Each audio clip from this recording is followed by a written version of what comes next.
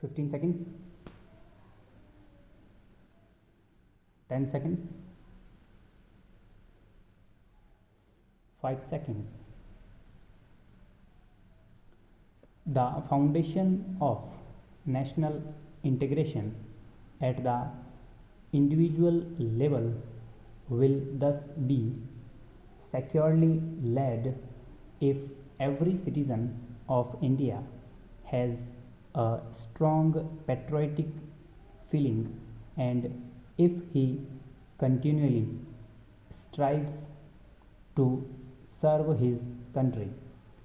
But in a nation, groups are even more important than individuals, and it is necessary to lay the foundations of national integration at the group level as well. Every individual belongs not to one group but to several groups at the same time. He belongs to his family, which is a primary group. He also belongs to several larger groups, such as his profession, his caste or class, his place of residence, his language or religion, his country, and ultimately to the entire universe. He has also a simultaneous loyalty to all these groups.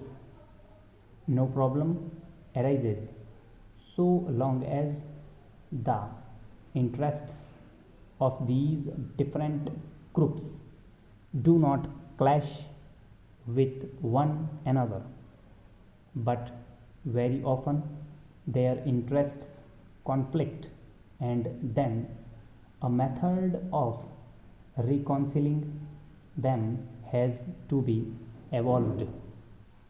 National integration demands every citizen to realize that the interests of an individual or a group are not served in their exclusive pursuit at the cost of everything else, and secondly, it also expects every citizen or group to subordinate its interests to those of the nation as a whole.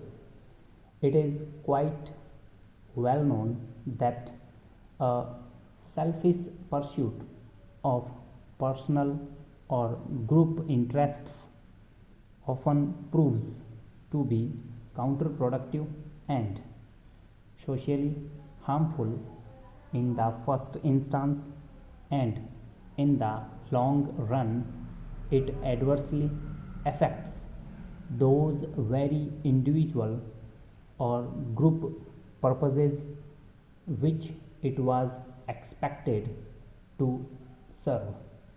On the other hand, if national interests are first pursued, they yield good results not only for the society as a whole but also for the various individuals and groups.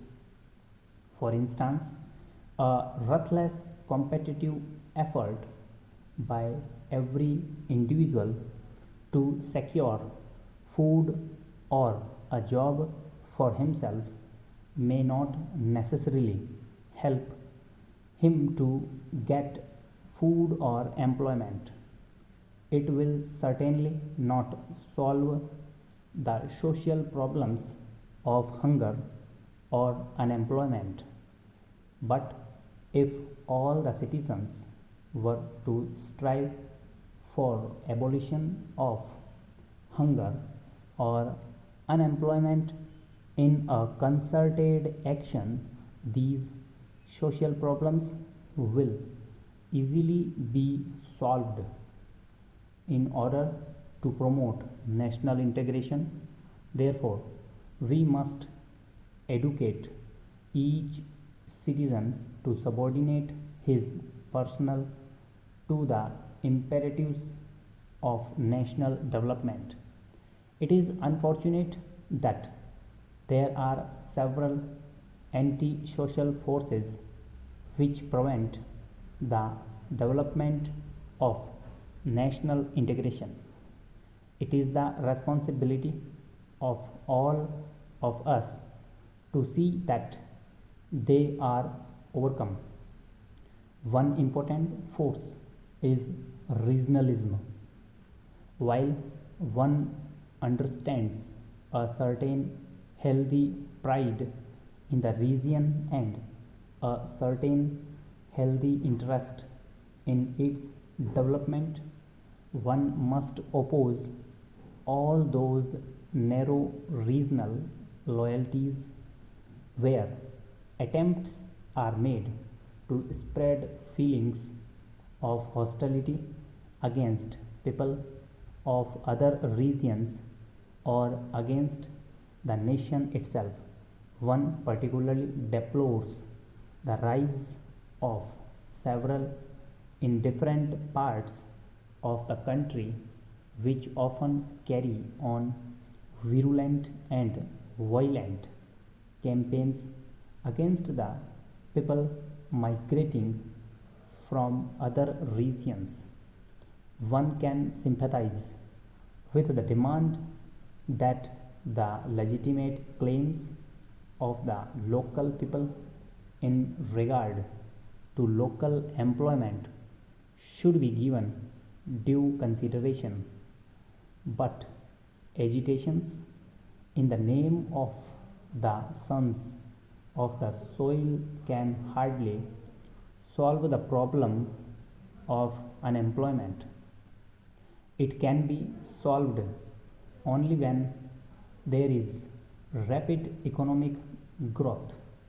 But even more important, such demands cannot be carried to an extreme position which negates the very right of every Indian citizen to seek employment and to settle down in any part of India, and no one can support the campaigns of hate and violence which are often let loose in the wake of even legitimate demands.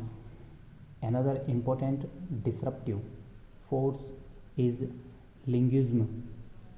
One sympathizes with the demand that the claims of every Indian language should be duly recognized in all development plans. This, in fact, is the existing policy of government, and several measures are being taken to see that all Indian languages, each of which is a national language, receive due encouragement and support. Special steps are also being devised to develop the tribal languages, and the government of India has set up in Mysore a central institute of Indian languages to supplement the work that is being done in this field by universities and other agencies. It is, however, necessary to recognize that in linguistically plural society like ours, individual language groups have to adjust themselves to certain national imperatives. We must cultivate English also on an increasing scale. We must recognize that we do need a link language at the national level, and that this can only be Hindi. The national leadership has made it clear that the development of Hindi will not be allowed to affect the development of other Indian languages. Stop. Over.